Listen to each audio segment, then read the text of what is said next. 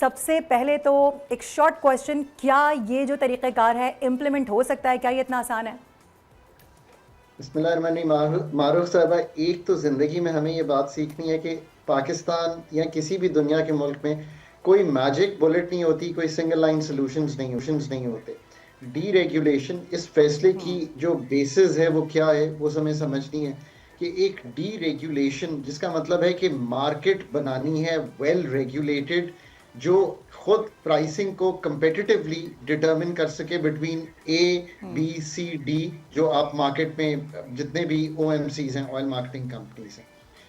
ये एक जुज है एक बहुत बड़े तंजीम नौ का, जो एनर्जी मार्केट पाकिस्तान की मांगती है। ये हम बढ़ जरूर सकते हैं उस तरफ कि ओगरा इसको अब डिटरमिन करेगा। ये भी सोच लीजिए कि क्या ओगरा की ये प्रोफेशनल कैपेसिटी है। नंबर 2 क्वेश्चन ये उठ जाता है कि ये एक मार्केट डिटरमिन कर सके। सिंगापुर प्लैट्स की हम कीमत लेते हैं ये डिटरमिन करने के लिए, ये बात दुरुस्त है।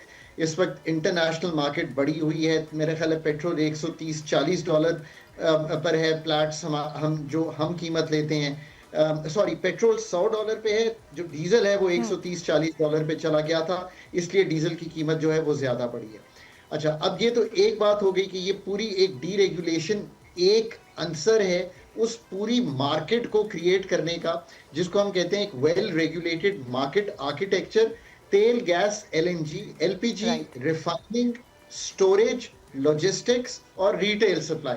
जस्ट प्लीज, मतलब मैं ये सबको कहता हूँ, अथॉरिटी से लेके 25 करोड़ लोगों को समझना है कि इसका कोई सोल्यूशन ऐसा है नहीं, क्योंकि हमने ये सारे काम नहीं किए। मसलन मैं एक मिसाल देता हूँ, शायद आसानी से समझ जाएंगे।